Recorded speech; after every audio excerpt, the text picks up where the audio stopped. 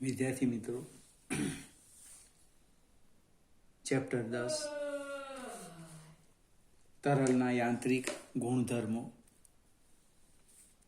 એમાં આપણે સ્વાધ્યાયના 10 એક્ઝામ્પલ જોયા હતા.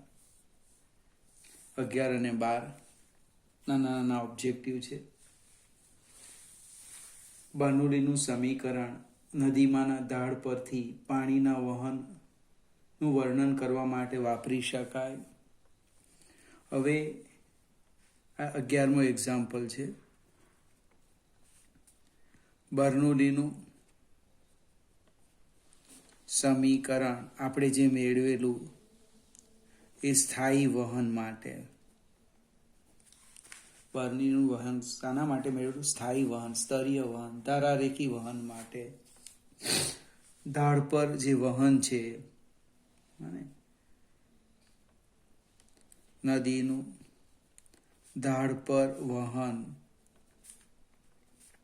એ સ્થાયી વહન નથી. નદીનું ઢાળ પર વહન એ સ્થાયી વહન નથી, પ્રક્ષુબ્ધ વહન થશે. માટે બર્નોલીનું સમીકરણ વાપરી શકાય નહીં. એટલે જવાબ આવશે ના. સેમ 12માં નિરપેક્ષ દબાણની જગ્યાએ ગેજ દબાણ વાપરવામાં તો કંઈક ફરક પડે નહીં પડે, કારણ કે બંને બિંદુ વચ્ચે જે દબાણ છે એનો તફાવત પણ ખૂબ મોટો છે, અલગ અલગ છે, કંઈક ફેર પડવાનો નથી. હવે આપણે શરૂઆત કરીએ. નાના નાના એક્ઝામ્પલ છે. એમાં 13મો એક્ઝામ્પલ જે આપણા કોર્સમાં નથી પણ અહીંયા સમજૂતી આપી છે. 1.5 મીટર લંબાઈ અને 1 સેન્ટીમીટર ત્રિજ્યા ધરાવતી એક સમક્ષિતિજ નળીમાંથી ગ્લિસરીનનું સ્થાયી વહન થઈ રહ્યું છે. નળીની લંબાઈ આપી છે 1.5 મીટર, ત્રિજ્યા આપી છે 1 સેન્ટીમીટર (10⁻² મીટર. હવે એકત્રિત કરતા ગ્લિસરીનના જથ્થો કંઈક આપેલું છે. દળ 4×10⁻³ કિલોગ્રામ પર સેકન્ડ. એટલે નળીને બીજા છેડે જ્યાં ગ્લિસરીન ભેગું થાય છે તેનો જે જથ્થો છે એ દર સેકન્ડે આટલો છે, દર સેકન્ડે. તો નળીના બે છેડે દબાણનો તફાવત એ ડેલ્ટા પી, પણ આપણે અહીંયા પી લખીએ છીએ. પી કેટલો હશે? ગ્લિસરીનની ઘનતા આપી છે, અહીંયા બાજુમાં લખીએ, કંઈ નહીં. રો 1.3 × 10⁻³ પર મીટર ક્યુબ. ત્યાર પછી એની શ્યાનતા પણ આપી છે 0.83 પાસ્કલ / સેકન્ડ. અને પછી રેનોલ્ડ અંકની જે આપણે પૂર્વધારણા છે એ સાચી છે કે નથી ચેક કરવા કીધું છે, ચાલશે, કંઈ નહીં. હવે દર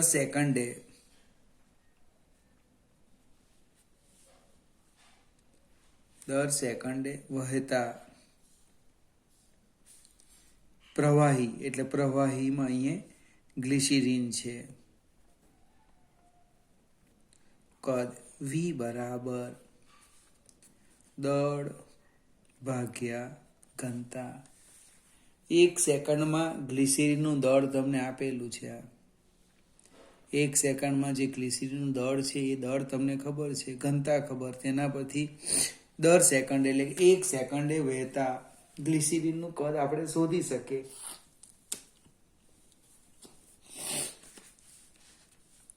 (4 × 10⁻³ ડિવાઈડ બાય ρ 1.3 × 10⁻³ એટલે લગભગ જવાબ આવે છે 3.1 × 10⁻⁶ મીટર ક્યુબ. આટલું કદ આવી ગયું.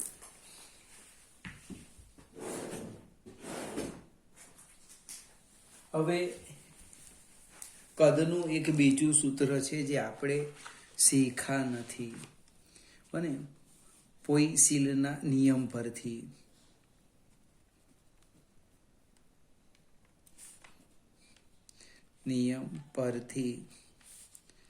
દર સેકન્ડે વહેતા તરલનું કદ v બરાબર પાય, એ નળીના બે છેડા વચ્ચે દબાણનો તફાવત r⁴ divide by 8 eta l. હવે આ થિયરી શીખા નથી એટલે આ દાખલો ગણો કે નહીં ગણો કંઈ બહુ ફેર નહીં પડે, મારું માનવું છે. કારણ શું છે? આ સૂત્ર યાદ રાખવું પડશે. 8 eta l કદ છેદમાં પાય r⁴. એમાં બધી જ કિંમત આપણે મૂકી દઈએ. 8 eta આપણને આપ્યા છે 0.83, નળીની લંબાઈ 1.5, કદ આપણે શોધ્યું 3.1 ગુણ્યા 10⁻⁻6 ડિવાઈડ બાય 3.14, ત્રિજ્યા 10⁻²⁴ એટલે -8. તમે સાદુરૂપ આપો, જે આવે જવાબ પાસ્કલ, અને કેલ્ક્યુલેટરનો ઉપયોગ કરજો. ફરીથી આ ત્રિજ્યા છે 10⁻²⁴ એટલે 4 × 8 થાય. આપણે આ સૂત્ર યાદ રાખવું. દર સેકન્ડે વહેતા તરલનું કદ પોઈસીલીનો નિયમ છે. v બરાબર પાય pr⁴ 8 eta l. રેનોલ્ડ અંક તમારે શોધી કાઢવાનો. મને આપણી પાસે રેનોલ્ડ અંકનું સૂત્ર છે.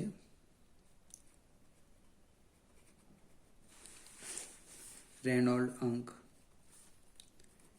RE બરાબર ρ/v/η. હવે પ્રશ્ન છે વેગનો છે, તો વેગ કેવી રીતે શોધીએ? તો કદ આમ લખાય, કદ v બરાબર AV, 1 સેકન્ડમાં કાપેલું અંતરને આડછેદનું ક્ષેત્રફળ, એટલે કે v બરાબર capital V/A. Capital V just આપણે હમણાં શોધેલું જ છે, એ કિંમત મૂકી દેવાનું કદનું, અને એટલે v/πr²,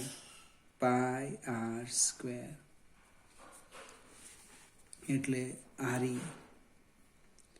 ρ/d/η, એ તો જે છે તે જવાનું v/πr³ સ્ક્વેર આવશે, સ્ક્વેર. ક્ષેત્રફળ આડછેદ πr², અને આમાં કિંમત મૂકો, એ કિંમત 1000 કરતાં ઓછી આવશે. એનો અર્થ આ વહન કયું કહેવાય? સ્થાયી વહન. આ વધારેનું વર્ક છે, પણ એમાં આ સ્ટેપ અગત્યનું છે કે વેગ ક્યાંથી લાવવાના. તો કદનું સૂત્ર છે, કદ બરાબર આડછેદનું ક્ષેત્રફળ ગુણ્યા લંબાઈ. વેગ લખ્યો એનો અર્થ 1 સેકન્ડમાં પ્રવાહીનું કદ, અને દર સેકન્ડે વહેતા પ્રવાહીનું કદ આટલું લખાય. AV, એના પરથી વેગ શોધવાના. આગળ જઈએ. 14મો એક્ઝામ્પલ લગભગ પૂછાઈ ગયો છે ગયા વખતે.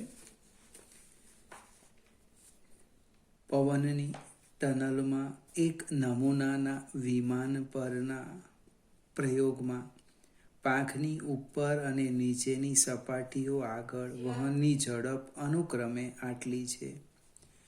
જો પાંખનું ક્ષેત્રફળ આટલું હોય તો પાંખ પર ઉદ્ભવ ધક્કો કેટલો હશે? હવાની ઘનતા આપી છે. હવે સંજ્ઞા લઈ લઈએ. આપણે આ પાંખ છે, ઉપર માટે 1 લખીએ, નીચે માટે 2. તો તમને જે આપ્યું તે લખીએ. ઉપર અને નીચે ઝડપ આપી છે. v1 70 મીટર પર સેકન્ડ અને v2 પણ આપ્યા છે. v2 63 મીટર પર સેકન્ડ. વેગ વધારે છે, દબાણ ઓછું. વેગ ઓછો, દબાણ વધારે. તફાવત આવવાનો. પાંખનું ક્ષેત્રફળ આપ્યું છે 2.5 મીટર સ્ક્વેર. હવાની ઘનતા આપી છે 1.3 કિલોગ્રામ પર મીટર ક્યુબ. હવે આપણે બર્નોલીનું સમીકરણ લખીએ.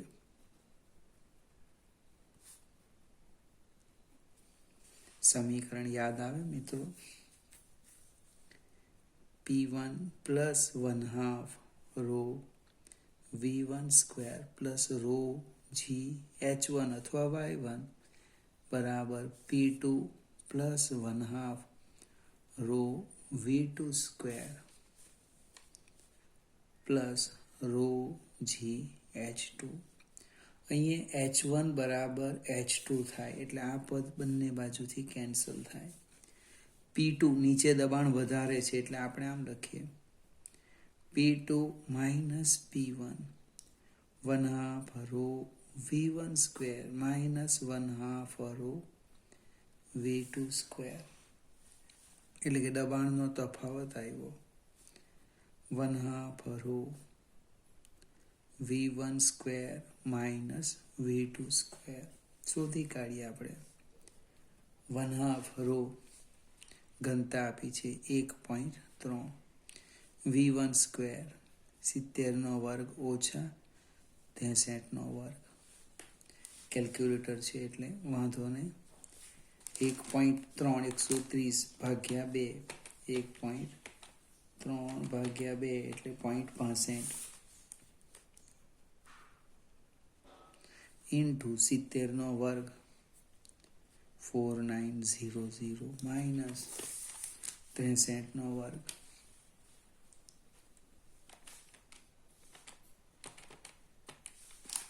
3969. હવે એમાંથી આપણે 49 આટલા બાદ કરીશું એટલે 0.65 ગુણ્યા 931 એટલે દબાણનો તફાવત આવવાનો 605.15 પાસ્કલ. આ એકમ છે.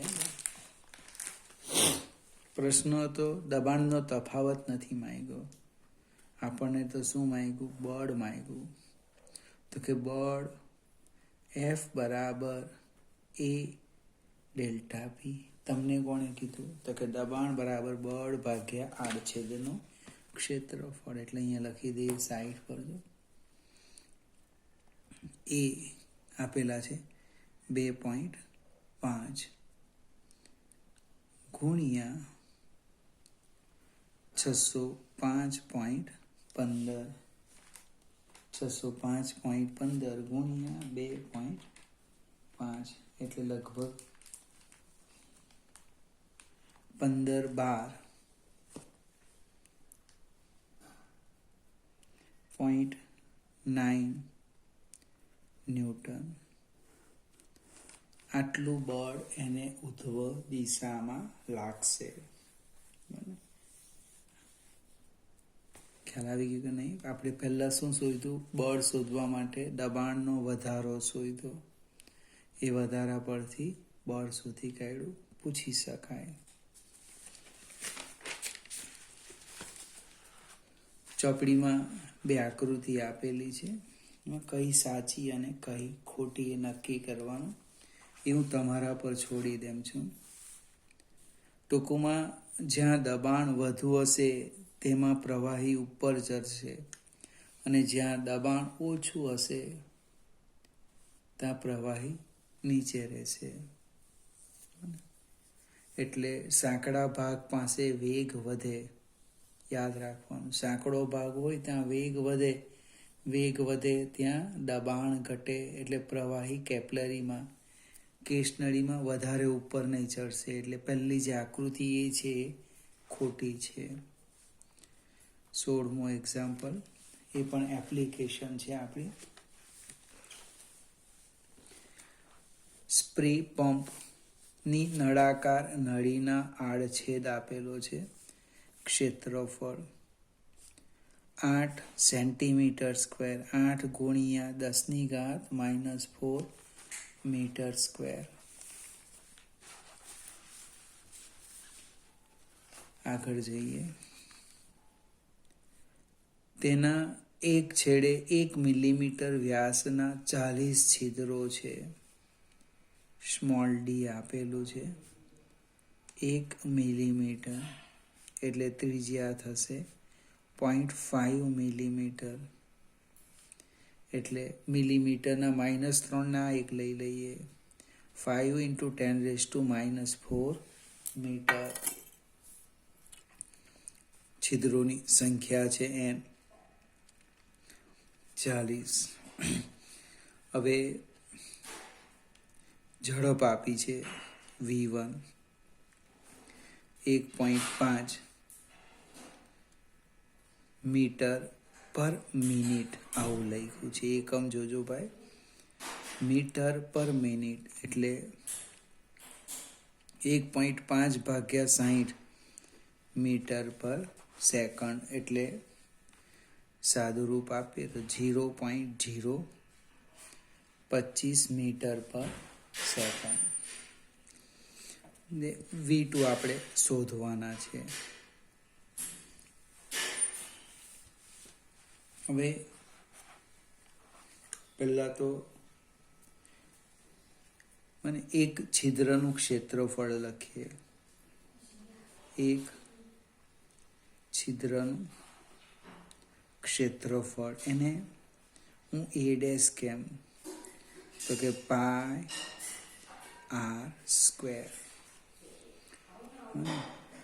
એટલે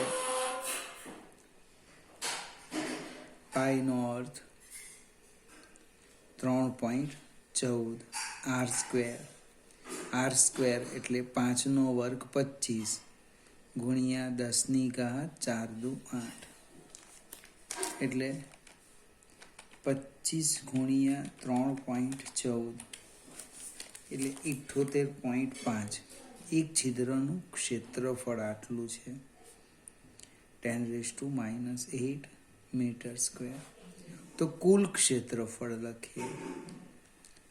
કુલ ક્ષેત્રફળ, એને હું સ્મોલ a કહી દેમ,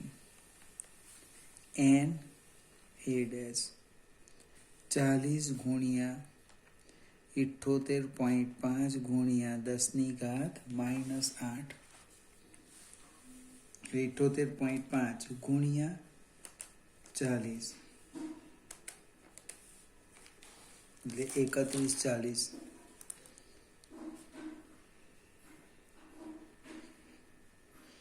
ગુણ્યા 10⁻⁸ મીટર સ્ક્વેર. હવે આપણે સાતત્યનું સમીકરણ લઈએ. સાતત્યનું સમીકરણ, અને a v1 બરાબર સ્મોલ a v2, અથવા a1 a2 લખતે તો પણ ચાલતે.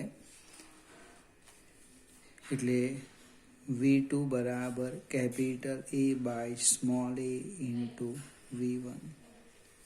કેપિટલ A 8 × 10⁻⁴, 3140 ગુણ્યા 10⁻⁸ ગુણ્યા v1 0.025. સાદું રૂપ આપીએ 8 ગુણ્યા 0.025 આટલા ભાગ્યા 3140, એટલે 0.1 2 3 4 637 ઇન્ટુ 10⁻⁴ -4 અને માઇનસ 8 ઉપર જાય એટલે પ્લસ થવાના, એટલે 1 2 3 4 જમણી બાજુ 4 અંક ખસેડું તો શું થશે?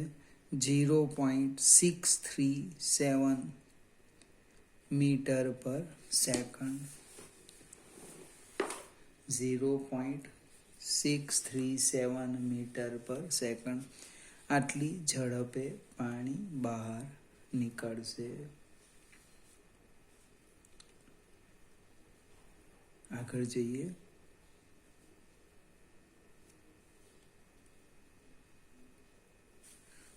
V1 છે 0.025 પહોળો ભાગ, વેગ ઓછો. અહીંયા વેગ કેવો આવવાનો? ખૂબ વધારે આવવાનો. 17મો એક્ઝામ્પલ. નાના એક્ઝામ્પલ છે. એક યુ આકારનો તાર સાબુના દ્રાવણમાં બોળી બહાર કાઢેલ છે. તાર અને હલકા સરકતા ભુજા વચ્ચેની સાબુની પાતળી કપોથી આટલું વજન ટેકવે છે. સરકતા ભુજાની લંબાઈ 30 સેન્ટીમીટર છે, તો કપોટીનું પૃષ્ઠાણ કેટલું હશે? હવે ટેકવે એટલે ખાલી સમજવા પ્રયત્ન કરીએ કે ધારો કે ફિગર આવી લઈ લેમ. આમ આ કપોટી રચાયેલી છે.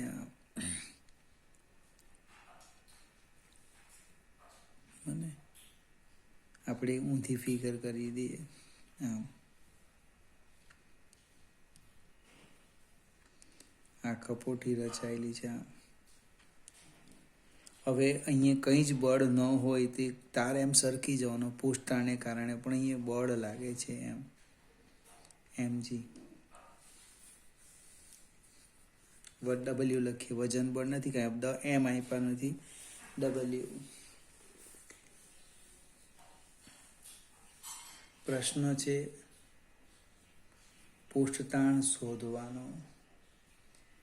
અહીંયા એફ આપ્યા છે, ડબલ્યુ 1.5 × 10⁻² ન્યૂટન. ડાયરેક્ટ લખી દઈએ.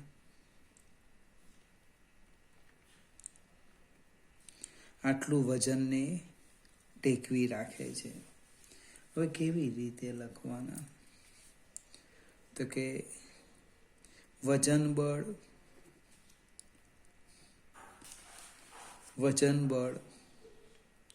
બરાબર પૃષ્ઠતાણ બળ.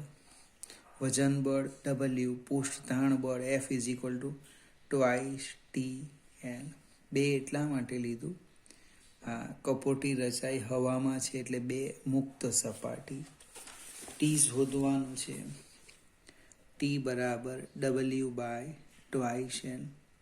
W આપ્યા છે 1.5 × 10⁻², અને તારની લંબાઈ 30 સેન્ટીમીટર એટલે 0.3, અને આ લંબાઈ આપી છે એટલે 0.3 મીટર આ લંબાઈ. કિંમત મૂકીએ, સાદુરૂપ આપો એટલે જવાબ આવે છે 2.5 × 10⁻² ન્યૂટન પર મીટર. 18મો એક્ઝામ્પલ એ જાતે ગણી લેવાનું. દરેક તારની લંબાઈ એક સરખી આપી છે, 40 સેન્ટીમીટર, 40 સેન્ટીમીટર, 40 સેન્ટીમીટર. તો દરેક તાર વજન પણ સરખું જ લટકાવશે. ફિગર 3 આ છે. દરેકની લંબાઈ સરખી છે. આ ક્ષેત્રફળ જુદું જુદું બતાવેલું છે, પણ એની સાથે કંઈ લેવા દેવા નથી. F = 2TL. અને બળ એટલે દરેક એક સરખું વજન લટકાવી શકશે. 19મો એક્ઝામ્પલ. ફરીથી આ સૂત્રનો ઉપયોગ કર્યો, 2TL. L અચળ, L અને T અચળ છે. દરેક એક સરખા પ્રવાહીની કપોટી છે. એનો અર્થ F કેવું આવવાનું? અચળ. 19માં એક્ઝામ્પલની વાત કરીએ.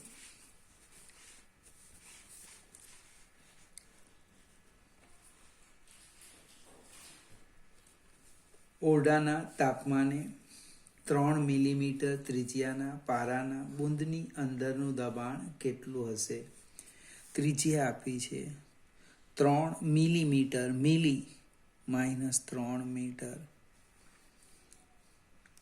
પારાનું તે તાપમાને પૃષ્ઠતાણ આપેલું છે, જે તાપમાન હશે તે 4.65 × 10⁻⁻1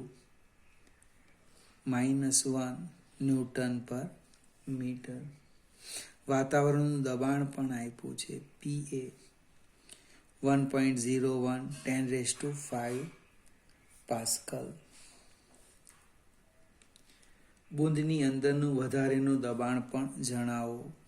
મને વધારેનું દબાણ PI - PO કેટલા છે શોધવાનું છે, અને એક PI શોધવાનું છે. હવે પારાના બુંદની અંદરનો દબાણ, પારો એટલે નક્કર છે, બરાબર ને, એટલે એની મુક્ત સપાટી 1 આવશે. પારાની મુક્ત સપાટી 1 એટલે PI - PO બરાબર 2T/R. પૃષ્ઠતાણ માટે ટેન્શનનો T લખે અને સરફેસનો S પણ લખે છે. એટલે 2 × 4.65 × 10⁻⁻1 / 3 × 10⁻3. સાદું રૂપ આપો એટલે વધારેનું દબાણ આવી જવાનું. કેટલું આવવાનું? 310 પાસ્કલ. હવે અંદરનું દબાણ,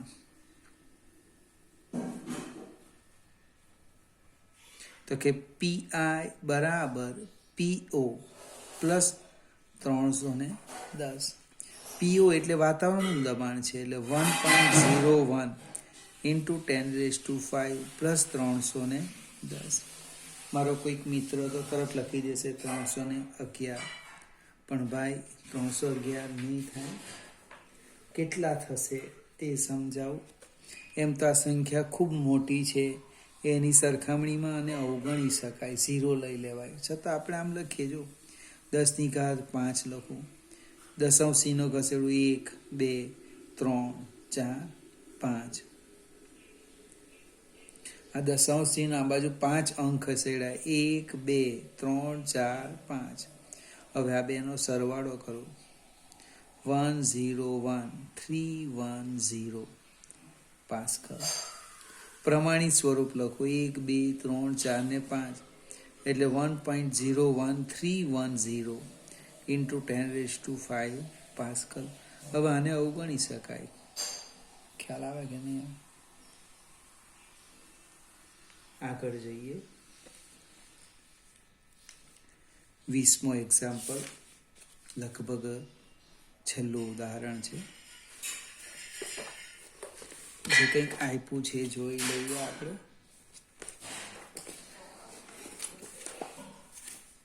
સાબુના દ્રાવણનું 20°C તાપમાને પૃષ્ઠતાણ આપેલ છે. 5 મિલીમીટર ત્રિજ્યાના સાબુના દ્રાવણના પરપોટાની અંદરનું વધારેનું દબાણ કેટલું હશે? આ જ પ્રશ્ન છે. જો આ જ પરિમાણનો હવાનો પરપોટો પાત્રમાંના સાબુના દ્રાવણની અંદર 40 સેન્ટીમીટર ઊંડાઈએ રચાય તો પરપોટાની અંદરનું દબાણ કેટલું હશે? વાતાવરણનું દબાણ આપેલું છે. ફરીથી આ 19મો દાખલો ગણ્યો એ જ પ્રકારનો છે. પૃષ્ઠતાણ T આપેલું છે, 2.5 × 10⁻² ન્યૂટન પર મીટર. ત્રિજ્યા આપી છે R. 5 મિલીમીટર, મિલી એટલે -3 મીટર. પરપોટાની અંદર વધારેનું દબાણ PI - PO શોધો.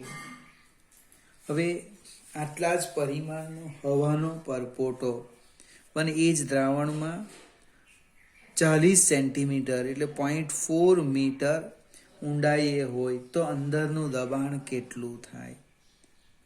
વાતાવરણનું દબાણ આપેલું છે 1.01 into 10⁵ પાસ્કલ. ફરીથી જસ્ટ હમણે જ આપણે ગણીને ગયા.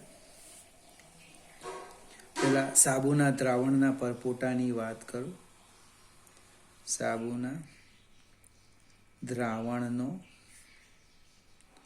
પરપોટો એના માટે લખું PI - PO. બને સાબુનું દ્રાવણ એટલે હવામાં છે, 2 મુક્ત સપાટી એટલે 4T/R.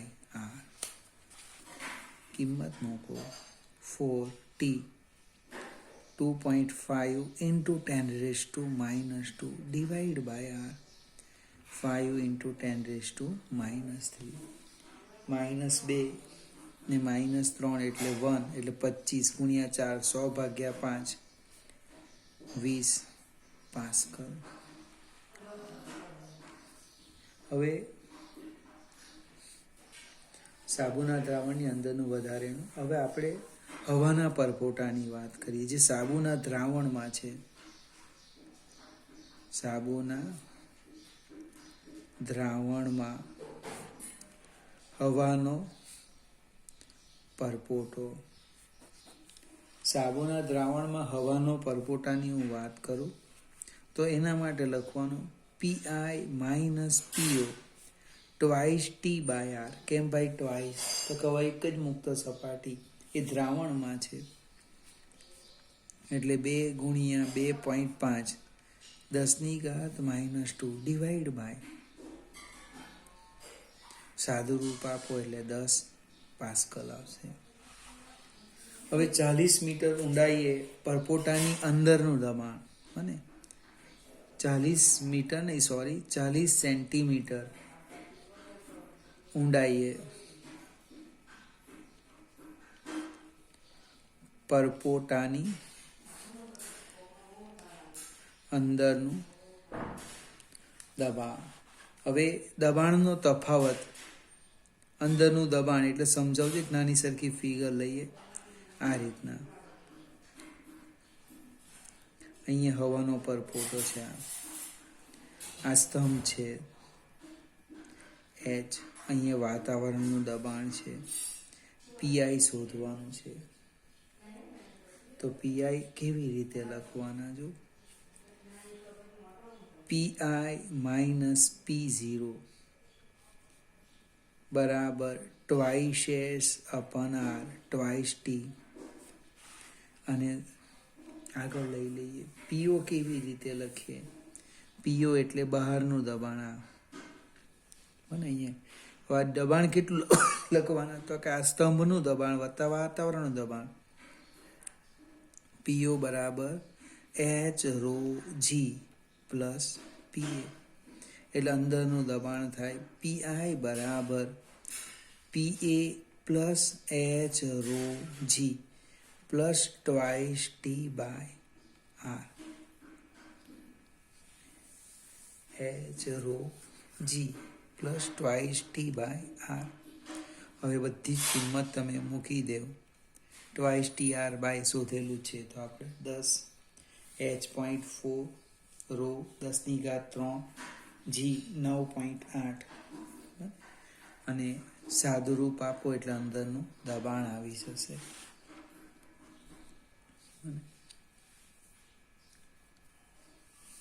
આપણે સાબુના દ્રાવણનું ઘનતા આપેલી છે, સાપેક્ષ ઘનતા અહીંયા ρ આપેલા છે ભાઈ